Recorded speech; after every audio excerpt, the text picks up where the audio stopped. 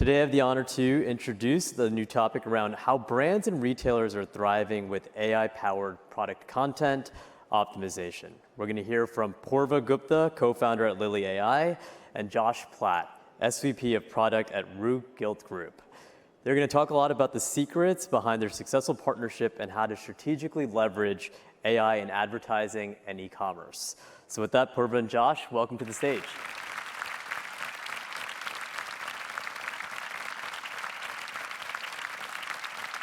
All right, everyone. Thank you so much for being here. The exciting part of the conversation is going to be talking to Josh about what he's doing at Rue Gilt. But before that, I would love to set up the context for the conversation and walk you through a few slides. Nothing about AI. You've heard that 2,000 times today, but here we are. So what's happening today, right? You all are reading this, and so I'm going to go through this real quick. We are now living in a world where there is a lot of zero-click search. We're now living in a world where, e-commerce is not even happening on the websites. We're now living in a world where humans are not buying and agents are making the purchases, right?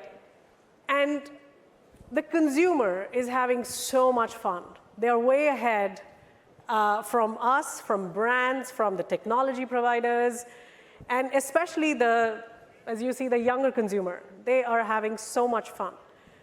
As you all know, this is a major tectonic shift that has happened in the world, but this one particularly is driven by the consumer adoption. I do want to spend one more minute on, or less than 1 minute, on that topic. Let's look at these two data points. This is important.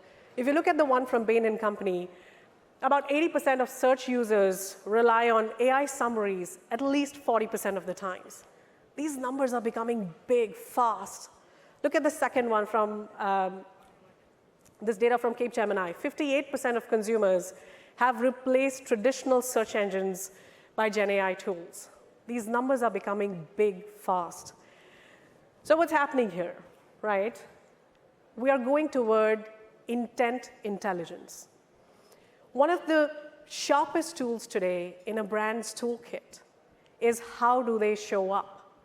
Is how are they representing their own product content so that the human can remember them or the model can remember them. And what do I mean by product content? Literally the way you're describing your products for every single channel where you meet your consumer needs to have the words that the consumer cares about. If you look at this specific product, so for this dress, the real words that consumers are using to describe this product need to be part of your product content wherever you meet them, whether it's on Google paid, whether it's on organic or GEO. I'll use this slide to say if it's Google paid, if it's Meta paid, if it's ChatGPT, Perplexity, if it's your own website, or if it's a marketplace, wherever you sell. Everywhere that you meet your consumer, you need to have your product content speaking to the consumer in the language that they are using. We all now know, on an average, it's about 23 words that the consumers are using to describe what they are looking for versus it used to be 4 words, right? And I do want to add one specific thing here because there's a lot of conversation around SEO, AEO, GEO, AIO. Fundamentally, what it means is the structured data on your product detail page needs to have all of that specific product content that the consumer cares about, right? If it's the alt text, if it's the meta title, meta description, if it's the schema markup, you've heard all these things. And traditionally, there's been a lot of placeholder text that has been used. That has to change because you have to be found to be sold. And so with that, let's get into the more interesting part of the conversation with Josh here. Thank you so much, Josh, for doing this. It is so fantastic to be here with you. Oh, thank you, Purva. It's great to be here. Awesome. So I was at Cannes last week, Yep. and there was a lot of conversation about personalization as expected. Of course, that's been happening for 2 decades now. But this time, it's different. And I know that you're experiencing a lot of success with what you're doing. And so walk us through what's different this time. Like, how you've seen the transition on this topic, and what are you excited about? What are the challenges that we still have ahead of us? Yeah, it's a great question, and I think what I'm most excited about is what we're seeing with AI and how it's essentially putting us in a position to better personalize and drive relevance with our member experience. We're 3 brands today: RueLaLa.com, Gilt.com, and ShopSimon.com. And if you look at specifically with Rue La La and with Gilt, it's a flash site. And so when you go to our homepage, you're going to see what we refer to as boutiques. And all of those boutiques, there's typically about 100 of them on both Gilt or Rue La La at any given time. If we go back a bunch of years, typically merchants hand curated those boutiques. And then when you clicked into one of those boutiques, what was inside of it was hand curated. And then actually how it was organized on the page was also done by humans. And today, over the course of the last several years, we've essentially made the shift to migrating all of those experiences to AI-driven. So what we know about you as one of our members, essentially that's going to organize the sort for all the boutiques on our homepage. And then when you actually click into the boutique, what are the styles? We're starting a proof of concept where we're actually using AI to populate the styles that you're going to see in a boutique as opposed to a merchant in the traditional world. And then finally, with that PLP experience, once you click into the boutique, we're starting to use AI to actually personalize that based on your brand affinity, maybe your location, all sorts of variables that would drive relevance and then hopefully improve the member experience for our customer. So those are 3 things that a few years ago would have been done all through manual curation. Today, we're using AI to drive those experiences. And I'm going to jump into the next question, which is sort of one of my favorites here on what success you have seen with that, and how do you convince the CFO? Because often there is like, okay, we drove 10% lift, and the CFO is like, my overall business is down. What's happening here? Explain. Yeah. And so, like, how do you take that on with like new tech like this, and when you go through all the experimentation and convince the leadership? Yeah, I think this is one area that, from my perspective, hasn't changed a lot in fashion e-commerce, which is fundamentally it comes down to A/B testing, multivariate testing, to really prove the investments that you're making, that they're actually worthwhile. You're starting to monetize them. And typically, in my past life at Microsoft or Nordstrom or where we are today, there's fairly standard methodologies around A/B testing and then using annual monetizations to actually determine that. So I think, my experience has told me that how you fund a tech organization without A/B testing to justify the investments that you're making in your technology organization, it's pretty hard to get senior executives to actually invest in your space. So I would say it's really the lifeblood of our measurement, with the vast majority of our member-facing experiences in our iOS app and on our website. Yep, that makes sense. And then the next logical question is, like, doing anything new is hard. Yes. Right? Like, just like there is lots of hiccups and there is lots of convincing and doing it the right way with all of the testing, et cetera. What have you seen so far today? Because now the world has shifted in how we are even testing some of these things. And so today, how do you see the implementation side of it, to say, what are you concerned about? What are you excited about? Like, is there major reskilling required? Have you experienced that? Because what stands you out also is you're an operator who's doing this with a lot of speed, testing a lot of things. And so how is that, like, what are you feeling about that? Yeah, it's fascinating too, because I think the biggest challenge right now in rolling out and adopting AI-based experiences, really, I think, is us as humans. And specifically, what I mean by that is, I think a lot of folks in a company like ours, because we're not really a technology company, we're a retailer. We're not Microsoft, we're not Google, we're not Amazon, they're technology companies. And so I think you have a lot of folks within an organization, whether they're merchants, whether they're marketers, whether they're folks in operations, they're interested in AI, but they're really unsure where they should start and what the use cases look like. And so I think, as a technologist, as a product person, I think the thing that right now is most important, sort of you and I had chatted about teaching folks how to fish. We got to teach folks how to fish right now. And I'll give you an example that's real recently from our organization. Again, another piece of content creation, our product details on our product detail page.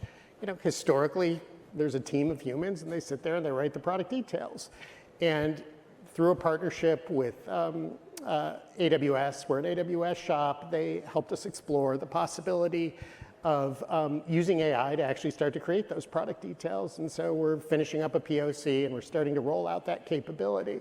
But I think that the meta point for me is it really was the responsibility of me and my team to go out and work with our merchants and, for lack of a better term, teach folks how to fish. The willingness was there, they didn't know how to get started.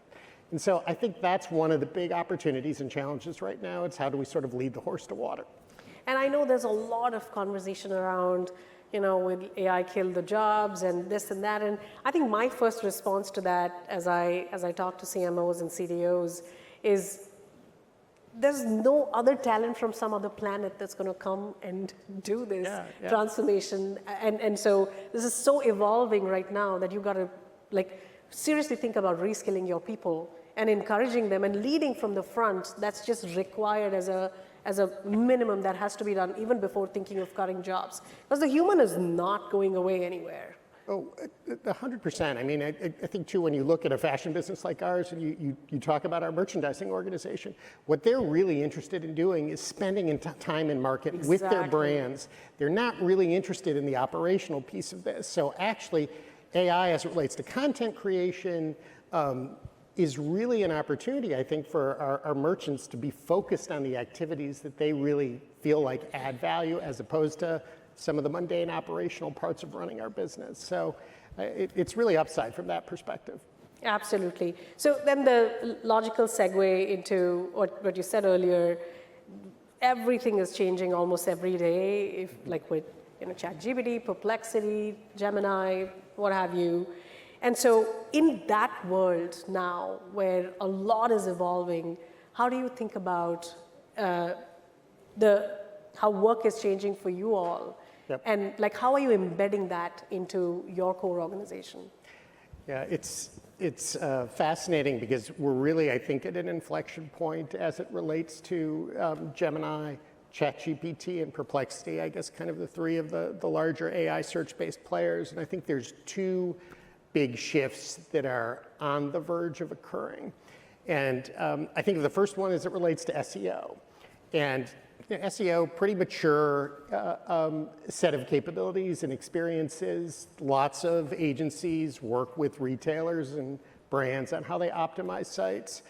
As the consumer shifts to things like ChatGPT and Perplexity and Gemini, we're going to see a shift away from sort of traditional SEO. And so that creates risk and it creates opportunity. So as the market shifts to AEO, as consumers start to use search-based AI, there's potentially an opportunity to make a market, but there's also the opportunity to miss a market if you don't get on the train. So if we think folks are just going to be sitting there using sort of traditional Google for the foreseeable future, we've missed the boat. And so starting to engage, it's early days, but starting to figure out how you're going to optimize for AI-based search as opposed to sort of the traditional search experience that we see with Google or Bing or what have you. Absolutely. And I think, like we were discussing earlier, the consumer is doing a lot more, right? I read a stat this morning about 98% of the shoppers that are on ChatGPT and Perplexity are also Googling. So it's not that, it's the point about the consumer is doing a lot more. And for the brand, you have to show up everywhere. You have to think about AEO, GEO, AIO, everything, all of it. And literally get into testing and doing a lot more because the consumer, again, like I said earlier, this is all driven by consumer behavior. They are driving this one because the adoption is breakneck speed. And I think, the other part of this, you and I were chatting a little bit about this, but as it relates to, what you're going to start to see with ChatGPT and Perplexity and Gemini is, we have this paradigm around Google Shopping today, which is a big source of acquisition traffic for retailers, brands, et cetera. Yeah. And what you're starting to see is the ChatGPTs and the Perplexities starting to announce partnerships with commerce companies. And clearly what they're in the process of doing is starting to figure out how they're going to create their own version of Google Shopping. AI search advertising, right? Absolutely. A new world is emerging. So as a retailer, as a brand, you really have to start engaging with ChatGPT and Perplexity as they start to figure out how they're going to monetize their experiences and start to actually get into Google Shopping-like experiences, which I don't think are terribly far away. Absolutely. So we spoke a lot about RGG. I would love to ask an overall broader question now as to how are you seeing the overall industry, the retail industry, adapt to this? Yeah. Not just RGG, but like what are you seeing overall in the industry? And what's really encouraging and what's sort of concerning or challenging still? You know, I think there's a ton of upside, I should say. I think one of the things I'm most excited about is just the ability to create content. And, you know, content creation for the sake of content creation is kind of who cares. But as a product person, what I'm interested in is how do I improve my member experiences or our customer experiences? And so that simple example of how you can use AI to improve your product details, create some romance copy, how you can use AI to improve your imagery, all these other things. It's ultimately about improving the member experience for our business and thereby hopefully driving some conversion and AOV and some positive business outcomes. And so I think in the content creation space, there's just a world of possibility with how you can improve your consumer experiences. There's another, I sort of refer to this as the holy grail opportunity when you work in fashion e-commerce. You know, for those that aren't in fashion e-commerce, typically you see anywhere from a 20 to 40% return rate with most retailers. And a lot of that has to do with size and fit. You know, it's generally a problem that has not been solved in the industry. And I think through AI, you're going to really start to see some traction with the issues around size and how you normalize fit and leave the world behind where a customer has to order 3 different sizes to figure out what might actually fit, or one brand's large fits like a double XL versus another brand's small. So there's a lot of opportunity, I think, with AI as it relates to size and fit. It's a huge opportunity that has a lot of impact in a business like ours and, frankly, most retailers. Yeah, I'm sure the whole room agrees that is a holy grail, like not just you, absolutely. And so I know we're almost on time here. So the last question here, for everybody in the room, what are the top 3 things that you would leave them with as something that they should look into ASAP, right after CommerceNext, as they go back to their office, home, wherever work is for you? Yeah. What are the top 3 things that you would say? Well, I think, you know, first and foremost, you're here, which is a good start. And what I mean by that is being curious. You know, I think about the relationship that Rue Gilt Groupe has with Lily. You know, it started through a mutual connection, and you have a conversation. You discuss the opportunity, and the only way, as I like to say, that you find these opportunities is to get outside your 4 walls. You're not going to be able to stay engaged in what's going on in a space that's as disruptive as what we're seeing right now with AI by sort of being in your virtual 4 walls. So getting out, whether it's conferences, talking to solution providers, I think a great opportunity. I just referenced, you know, we're an AWS shop, you might be an Azure shop, you might be a Google Cloud shop, it doesn't really matter. They're really at the forefront of these technologies. They have all sorts of resources and capabilities. If you engage with them, you might actually find some opportunities where they want to do some partnerships as opposed to, you know, just running your website. You know, there's actually a lot going on there with their capabilities and platforms. And, you know, I think for me, I think the last part of this, the most important part, arguably, is being a change agent in your organization. You know, back to this idea of teaching people how to fish. Folks do want to engage on this topic. However, at the end of the day, I think many are really struggling with what they need to do to implement various AI solutions in their specific disciplines, whether it's merchandising, whether it's marketing, what have you. And so I think, you know, as someone who's part of a technology organization, if I can be a force for change in starting to engage different stakeholders in our organization on the opportunities, on little things, whether it's how we improve our imagery or our product details or personalize our homepage, there's all sorts of opportunities as it relates to activities that humans are still doing. And I firmly believe the machines are going to do a better job than the humans, and that's a conclusion I've come to. I think we should make that a little bit whole. Machines will do some things really well, better than the human, and then some things humans will still do better than the machines, for sure. This was fantastic. I'm going to do my quick, literally 10-second of the 3 things that I'll say. Number 1, please focus on product content optimization in your tech stack. Very, very important to do. Number 2, you have to prioritize the content on the PDP. Super, super important. Whatever you call it, you've got to do it. And then third, please start with Google Ads. Don't stop there, but definitely start with Google Ads. That's all from us, and we are right on time. Thank you so much, everyone.